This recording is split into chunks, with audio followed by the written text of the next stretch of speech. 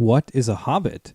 I suppose hobbits need some description nowadays, since they have become rare and shy of the big people, as they call us.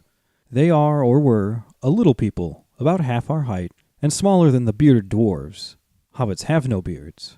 There is little or no magic about them, except the ordinary everyday sort which helps them disappear quietly and quickly when large, stupid folk like you and me come blundering along.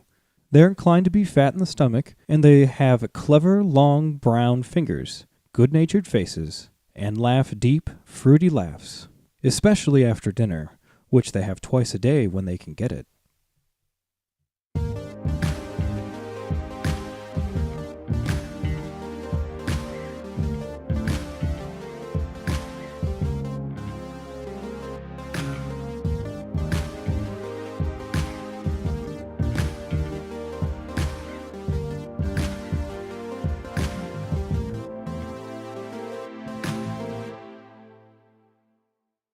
Hey guys. Alrighty there, welcome to Keep On Tolkien, guys. Welcome back. Yeah, this is episode 36. We are here today to talk to you, as you may have guessed, about the Hobbits. The race of hobbits. Yeah, this is kind of by popular request, too. We had a couple people ask us if we were ever going to actually cover hobbits as a people. Which, I mean, people love hobbits, and I sort of don't get it. Because, I don't know, the history of the elves and the history of the Dunedain and the Edain and stuff is just so much more rich and fun. I mean, I always saw the hobbits as kind of the more... Hobbits are like the mainstream thing that caught on that Tolkien made. Yeah, like, exactly. That's what finally got his name out there, so that we got to finally see all the cool... It's good. It's a gateway drug. It's a gateway until you're... And then, 5 years later, you're mainline in the Silmarillion, you know what I mean? Just... Oh. All right, guys. So today's episode, Hobbits. Hobbits. Who are hobbits? Yeah, let's just start off with the basics. If you don't already know, hobbits are one of the children of Iluvatar. They're the short little hairy-footed people. That's who we're talking about. And they live in and around the Shire, which is in, let's not forget, the Old North Kingdom. Some names that we've got here for hobbits are, of course, hobbits. They're also called halflings. They're also called the Perian, which is Quenya for halflings. And then they're also called the Perianath, which is Sindarin for the same. And they're also known as Banakil, which is Westron for halfling. And the Holbitla, which is the Hole Builders, that's also Westron. And Kuduk, which is Rohirric for Kuddukan, which means Hole Builder. And of course, they're simply known as the Little People. I think that's one of the terms they use for themselves. Yeah, the little people. So let's start off with the absolute basics. Hobbits are pretty popular, so let's really get down into it. Yeah. So let's talk about the... where they came from. Yeah, the idea of... Yeah, it's the abstract idea of hobbits, right? Yeah, like the conception of the idea of a hobbit. Yeah. So one night, while Tolkien was correcting reports, because he's a college professor, he came across a report that had an entirely blank page on it. And he got really excited, and he started scribbling on the page, and he wrote, "In a hole in the ground, there lived a hobbit." And this is before he even knew what hobbits were going to be. Right. I remember reading about that, and you can find interviews of him talking about this moment. Mm-hmm. Yeah, I've seen one, yeah. He talks about how he was so excited to have a blank page to write on that he almost gave the person an extra point on their exam. Sweet. Always remember, so if it's a 12-page paper, just leave the last one blank. Go for 11 pages of good content, and they'll forgive you for the last page. Because they get to write something. So, like we said, for Tolkien, the word hobbit came first, and then he decided to write the story of the hobbit around it. And the idea of a hole-dwelling creature was introduced to Tolkien by one of his students in a story he had written. In later days, Tolkien wrote to W.H. Auden that the marvelous land of Snurgs was probably an unconscious source for the hobbits. Yeah, Snurgs? Kind of an afternote. Yeah. Snurg really sounds like a racial epithet. I don't like it. Let's not use it. We'll call it the S word. The marvelous land of the S's. But the marvelous land of the Snurgs was it was a children's story written by E.A. Weichsmith from back in Tolkien's day. And the Snurgs they were just a race of short, thick-set, helpful people that just show up and try to help you. They're helpful, like the opposite of gremlins. Yeah, basically. So let's get into a little bit of what the hobbits actually are in Tolkien's Legendarium. So hobbits are considered what they say relatives of men. According to The Lord of the Rings, the hobbits lost the genealogical details of exactly how they were related. Convenient. But it does imply that since they're of the race of men, that they share in that similar fate Yeah. that men share, where they go beyond Arda after they die and nobody knows what. Yeah, so they have the gift of Iluvatar, which is important. But even though the hobbits are considered more like men, they do live a little bit longer than normal men. At least we're talking not the Dunedain. No, nobody outlives them. Hobbits live for around 100 to 130 years, which is pretty long for your average mortal. And hobbits are accepted as an adult at age 33, which is generally, we're pretty sure the age is 21. We were talking about this earlier. In Tolkien, it's probably 21. Yeah, versus for men. Yeah. For regular men. We based that on, that's when Aragorn hears about his lineage. So we were like, oh, that must be when manhood is. We know from the last episode that in Numenor it was 25. Yeah, for the Dunedain. Yeah. The oldest known hobbits are Old Took, who was 130 years, and Bilbo Baggins, who outdid him 131. Yeah! That old Bilbo. The most distinguishing features of hobbits, it's their short stature. They're actually smaller than dwarves, which are pretty small, and they have between 2 and 4 feet tall. And over time, hobbits became even shorter, it turns out. They've got those slightly pointed ears, similar to the elves. Because of that, I actually thought that they were originally an offshoot of elves. Right, because of the pointy ears, yeah. They've got those furry, leathery soles on their feet, and they generally don't need shoes or boots. And they were skilled listeners and had good eyesight. So yeah, them being skilled listeners, they're kind of good at recording tales and stuff like that. Or like in remembering songs. Like Sam is really good at remembering songs once he's heard them. They got that good memory. Yeah. And they're also nimble and dexterous in their movements. Although they are inclined to be fat, and they don't hurry unnecessarily. Only run when you have to. The hobbits of the Shire, they like to dress in bright colors, and they're particularly fond of yellows and greens. Their hair color ranged normally from somewhere in dark brown to blonde, and sometimes even some golden red, and they almost all had curly hair. And here's a little excerpt from the Fellowship of the Ring. They dressed in bright colors, being notably fond of yellow and green, but they seldom wore shoes, since their feet had tough, leathery soles, and were clad in thick, curling hair, much like the hair of their heads, which was commonly brown. Their faces were, as a rule, good-natured, rather than beautiful, broad, bright-eyed, red-cheeked, with mouths apt to laughter, and to eating and drinking.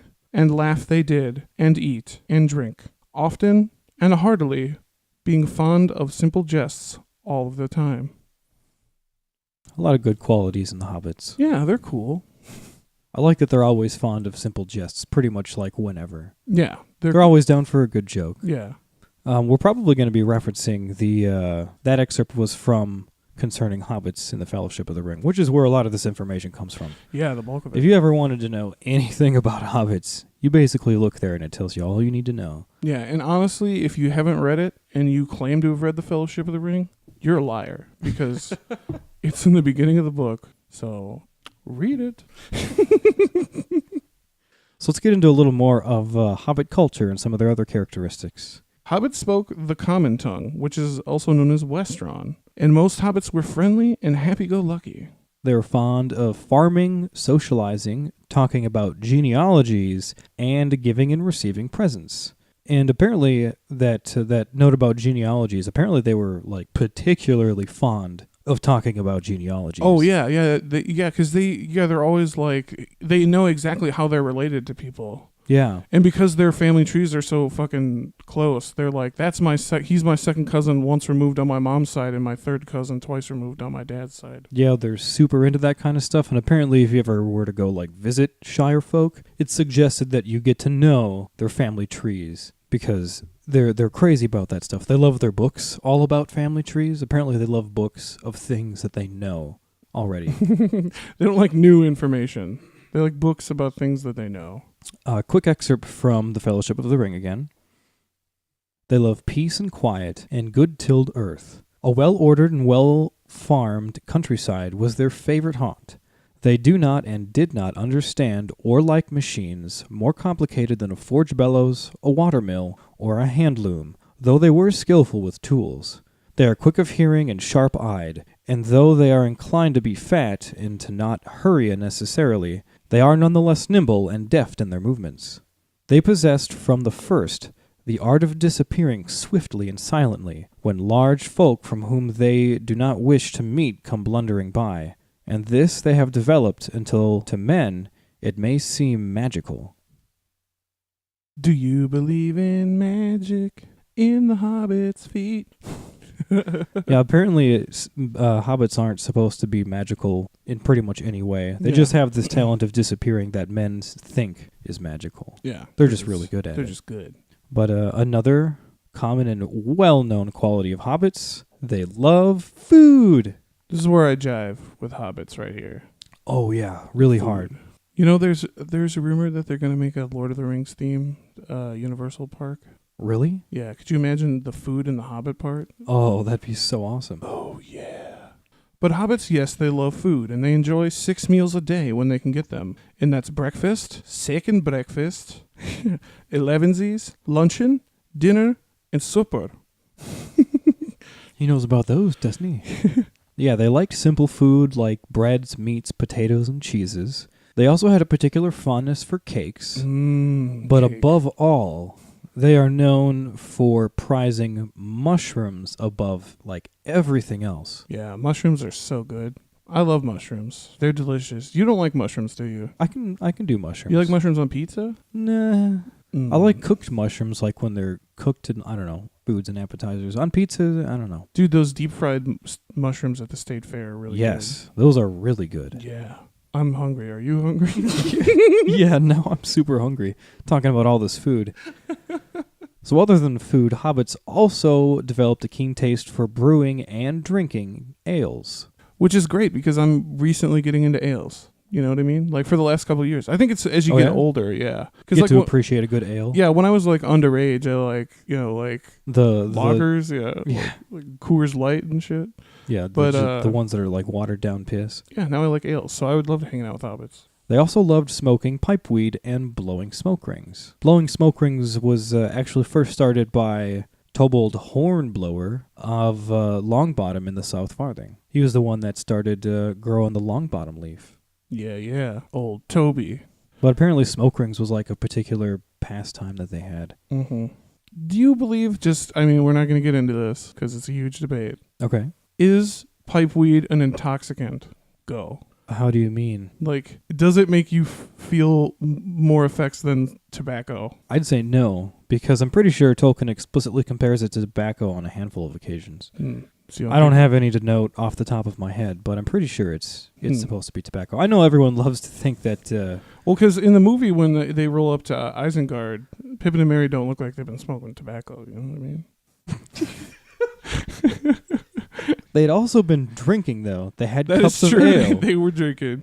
Although in the Hobbit, they totally played on that, though. Oh, yeah. In the Hobbit film, they had that scene where Radagast and Gandalf are talking, and Radagast is all worked. I was like, here, take a puff of old Toby. It'll calm your nerves. And he's like, yeah, and it looks like he gets super ripped for a second there. Yeah.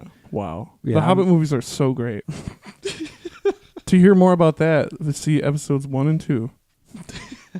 And 3. So though generally timid, hobbits proved to have great courage, endurance, and resistance to evil. Yeah, you see that time and time again with hobbits. Oh, yeah. A good example, Gollum. Despite, having the Ring of Power for so many years, he didn't transform fully into a ring wraith, and he didn't fall under the ring's evil power like men did. That's how all the ring wraiths came to be. Mm-hmm. And it's also seen in Frodo's resilience to the ring.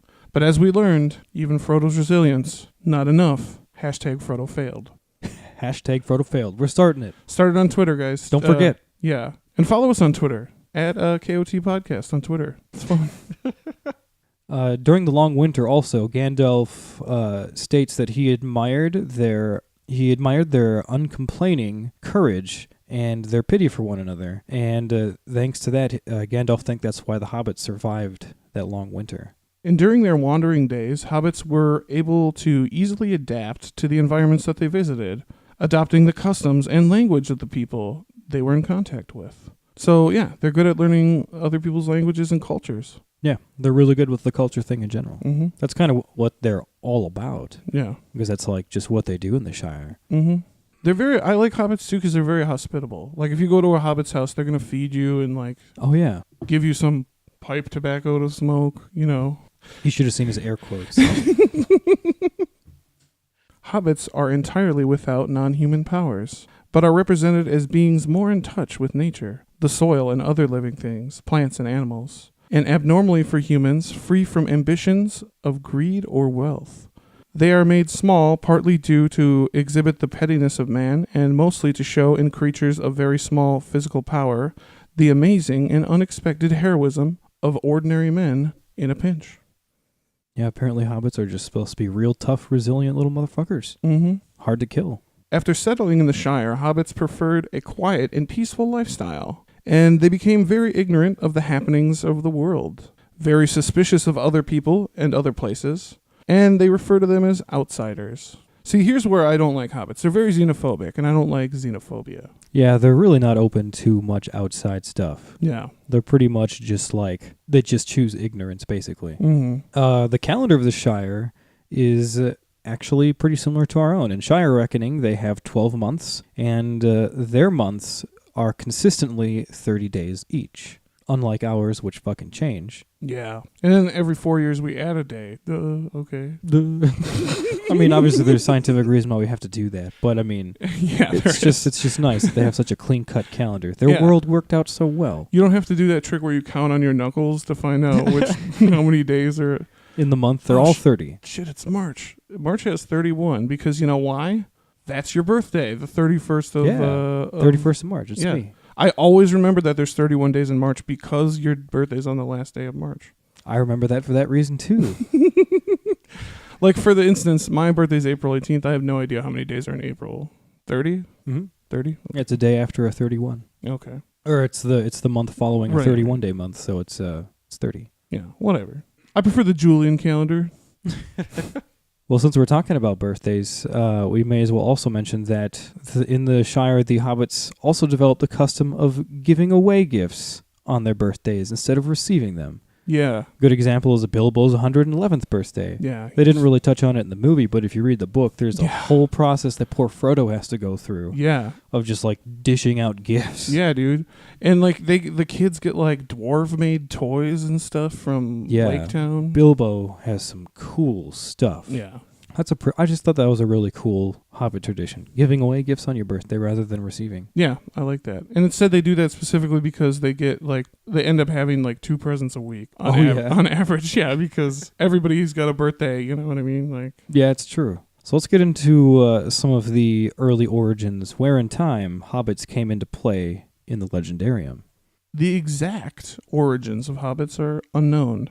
But it's suspected that the hobbits branched out from men during the Elder Days. Which is a long time ago. Yeah, a long time ago. For us not having any information about them throughout an entire age. Yeah, there's ages of hobbit history that are lost. That are just lost because they just didn't care to keep it, I guess. By the time they were discovered, they had already been around for many generations. And that's when they were discovered in the Vale of Anduin, right? Yes, and that's where the earliest known groups of hobbits lived, in the early Third Age. So while they lived in the Valley of the Anduin, the hobbits lived close by the Eothad. Yeah, our friends the Eothad. Which is like the early Rohirrim. Yeah, their leader was Eöl the Young. At least the one that brought them down was Eöl the Young. Yep, when they settled in that area. Mm-hmm. So naturally, the hobbits had some contact with the Eothad, and as a result, a lot of the words that you hear in Hobbitish, a lot of their names and things, are actually derivatives from Rohirric words. And that's why that name, the Eothad name that we heard from the beginning,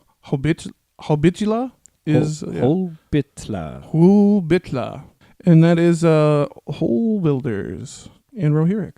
Yeah, by the Third Age, when we actually have the Rohirrim, they only knew the Holbitla as an object of lore until they actually met hobbits during the War of the Ring. They didn't even think that they existed, like a lot of people, because hobbits don't really travel. That'd just be really funny. Like, what if, like, one day just some leprechauns showed up and you were like, yes, these are the representatives of the leprechauns of Leprechonia.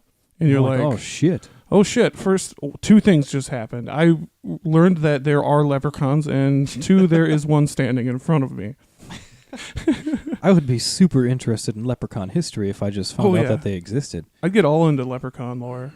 We've got a quick excerpt from The Return of the King. I think this is Theoden speaking. Already I have seen many marvels since I left my house, and now here before my eyes stand yet another of the folk of the legend. Are these not the halflings that some among us call Hobbitlen?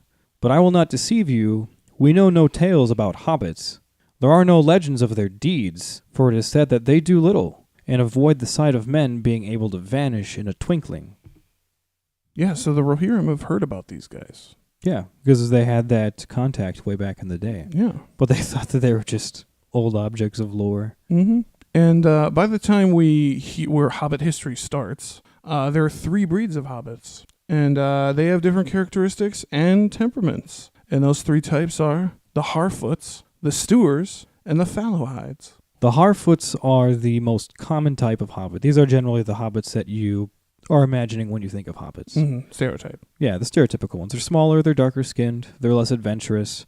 They prefer to sit down and settle in one place rather than go on exploring. And they're known to live in holes dug into hillsides. And our second type, the Stewars, they're the second most numerous, and they are broader and heavier. And they lived on the marshy Gladden fields where the Gladden River met the Anduin. And they are fond of riversides, boats, and swimming. And 2 examples of Stewars are Smeagol and Deagle. Yeah, they loved being on the river. Yeah, they were fishing when they found the ring. And the third type, the Fallowhides. They are the least numerous, but they're described as taller, fairer, and lighter skinned than the others. They prefer to live in the woods and the forests. They were skilled with hunting and languages. They were more adventurous people. They were friendlier with the elves and such. In later days, the families that had Fallowhide blood in them, they were usually a bit more eccentric, and they tended to be the leaders. And of course, our 2 favorite clans, the Tooks and the Brandybooks, are descendants of Fallowhides. So let's talk about when the hobbits actually established themselves in Eriador, actually come to where we know hobbits to live. So around the year 1050 of the Third Age is when the hobbits crossed over the Misty Mountains into Eriador. So they traveled west over the mountains. And they traveled because it's suspected this was because of the growing power of Sauron in Greenwood the Great. Because at this time, this is when Sauron was residing in Dol Guldur, and he was searching around Gladden Fields for the One Ring. Yeah, and that's when Greenwood they started calling it Mirkwood. Yeah, this is when Mirkwood becomes a thing. That's when the hobbits move. The Harfoots were the first of the 3 kinds to cross the Misty Mountains into Eriador, and the Stewars were the last. Yeah, they all took different routes along the way to get through the mountains. I'm sure that was probably a big journey. But when they started resettling on the other side, on the west side of the mountains, in Breland and in Dunland, that's when the divisions between the different types of hobbits just kind of began to blur. And in the year 1601, 2 Fallowhide brothers named Marcho and Blanco, sound like Marx brothers, and they gained permission from the king of Arnar, who we looked it up, was Argoleb II, to cross the Brandywine River and settle on the other side. So yeah, they actually got permission from the king. And right on the other side, the west side of the Brandywine River where they settled, is what came to be known as the Shire. And then that was also year 1 in the Shire reckoning. This is when the Shire is founded. Many hobbits followed them over the Brandywine, and most of the territory that they had settled in the earlier parts of the Third Age were completely abandoned outside of Bree and some of the surrounding areas around Bree. Hobbits still hung out there. Yeah, for some reason I always forget that there's hobbits in Bree. Yeah, Bree is a pretty popular place for the mingling of hobbits and men. Yeah. Which is pretty cool. I think Bree would be a cool place. I think Bree would be a cool town. I'd like to stay at the Prancing Pony. Hell yeah. Talk to Butterbur. Butterbur would be a funny guy to talk to. We could be mean to, what's his name, Knob, the servant. Be a dick to Knob. Yeah, that's why I want to go there. Get drunk with all the hobbits when it's like... And talk shit about Knob. When it's evening and talk shit about Knob.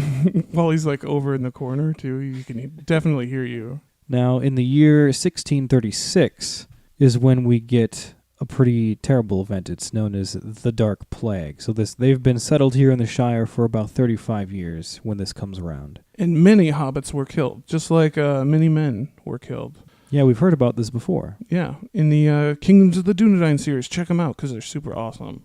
Yeah, the Shire was just one of many places that were hit by this. A lot of the other kingdoms were actually hit much harder. A good example of this is Gondor.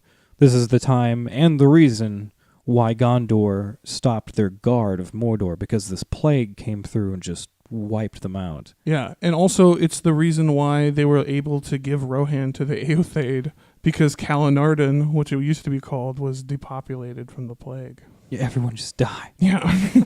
Here, take our plagued land. Thanks a lot for your help. We have so much land now, please take some. Everybody's dead. The plague actually hit the region of Cardolan in the old kingdom of Arnor. It hit Cardolan particularly hard, and it actually killed all of the remaining Dunedain there. And that's what allowed the Witch King to send evil spirits down to infest the Barrow Downs there. And that's how the Barrow Downs become haunted. Yeah. Real shit, man. Real shit. And hobbits in the Shire, they swore allegiance to the last king of Arnor. The last kings of Arnor. Loyal subjects. So since they swore allegiance to the king, that means they'd fight for him. So during the Battle of Fornost in the year 1975, the hobbits maintain that they sent archers to help, although it's not actually recorded anywhere else. They say... But yeah, you don't say that they didn't in a hobbit town. Right? No, they maintain that they definitely sent archers. And I mean, hobbits are known to be uncanny marksmen. Yeah, they're good with projectile weapons. Yeah, pebbles, anything. Yeah, that's what I love about hobbits. They're really good at throwing rocks. Mm-hmm. There's that part where Sam throws an apple at Bill Ferny's nose. Yeah, that's right. He's really good. But after the loss of the Battle of Fornost and the entire fall of the Kingdom of Arnor, the hobbits had to elect their own thane because they didn't have a leader anymore. The king was dead and gone. And the first thane of the Shire was Bucca of the Marish, who founded the Oldbuck family. And the Oldbuck family later crossed the Brandywine River, and they became the Brandybucks. Yes, that's how we get the Brandybuck family. And then they founded Buckland, right? Just on the east side of the Brandywine there. And they elected their own leader, and they called him the Master of Buckland. Yeah, so now the Brandybucks, they've kind of got their own place just outside the edge of the Shire. So after the old Buck family left the Shire for Buckland, they had to get a new family of leaders to be thane, because the old Bucks, they were the thanes originally of the Shire. Now they're in Buckland. So this is when the Took family takes over as the new family of thanes. And the thane was responsible for the Shire Moot, the Shire Muster, and also, this is my favorite term, hobbitry in arms. A bunch of armed hobbits. Yeah. They're like military force. But as the hobbits of the Shire generally lead peaceful and uneventful lives, the office of thane became more of a formality. Yeah, they didn't wield much power in a place where nothing really happened. Mm-hmm. Well, the Tooks are like the richest family too, aren't they? I think so. They're one of the major families. Yeah. The major political power of the Shire was actually held by the mayor of Mickle Delving. The mayor's duties included overseeing the post, something that's a lot more applicable to Hobbit life. Mm-hmm. Overseeing the quote-unquote police force. They call them the sheriffs. The police force, mainly all the police force did was dealt with grazing disputes. Like the hobbits weren't prone to like murder and mischief and crime. So like what are the police going to do? They generally had to deal with people's livestock grazing in the wrong place. Tom Chubb murdered Billy Grubb. Get over here quick. The mayor of Mickle Delving was also obliged to preside at banquets, which is something I'm sure the mayor loved to do. So by the time of The Hobbit and The Lord of the Rings, the family of hobbits living in the Shire consisted of the Bagginses and the Buffins, Hey! the Tooks and Brandybucks, Hey! Grubbs, Hey! Chubbs, Hey! Hornblowers, Hey! Bulgers, Hey! Brace Girdles, Hey! and Proudfoots. Proud Feet! Well done. Thank you for doing that. Thank for me. you. Small round of applause. Woo! In the year 2740 of the Third Age, a band of orcs from the Misty Mountains, who else, led by their king, Golfimbool, he invaded several parts of Eriador. Bad news. So 7 years later, by 2747, the orcs actually reached the Shire, and there was actually trouble in the Shire for the first time. And the hobbits, they were led by Bandobras, Bulrorer Took, and he fought the orcs in the North Farthing. Yeah, and this is where we get the famous battle of Green Fields. The hobbits won the battle with Bullroar, their leader, and the victory came about when Bullroar Took killed the Orc King by beheading him. And we've got a wonderful excerpt from The Hobbit. This is great, yeah. This is so The Hobbit. I love reading The Hobbit versus The Lord of the Rings because it's like you can tell immediately which one you're reading. Yeah, we've had a couple excerpts throughout this episode where we've gone back and forth. You might be able to tell the difference. Old Took's great-granduncle Bullroar was so huge for a hobbit that he could ride a horse. He charged the ranks of the goblins of Mount Graham in the Battle of Greenfields and knocked their king Golfimble's head clean off with a wooden club. It sailed 100 yards through the air and went down a rabbit hole. And in this way the battle was won, and the game of golf invented at the same time. I love that little addition. Yeah. This is when golf came about. In an earlier versions of that passage, when Tolkien was still putting the story together, he also included golf and chess. But eventually he edited that out because he thought it was a little too much. Apparently the Battle of Greenfields. Apparently the Battle of Greenfields was supposed to be like a chess match. Oh, I see. Okay. But he didn't like that either, so we cut it out. All right. But I mean, after the Battle of Greenfields, the hobbits had peace for around 270 years, which is pretty great. Late in the year 3018 is when they finally saw some unrest again, and that was when Saruman took the Shire with a band of evil men. In November 3rd, Third Age 3019, the Battle of Bywater happens, and this is during what's known as the Scouring of the Shire. Yeah, so Saruman took over sometime, when Frodo and friends were balls deep into the whole War of the Rings. Yeah, they were busy with that whole thing. And then they arrived back, I think, the day before this, and the 3rd is when they... Yeah, and they started the rebellion. And during the Scouring of the Shires, when Wormtongue kills Saruman by slitting his throat... Slit!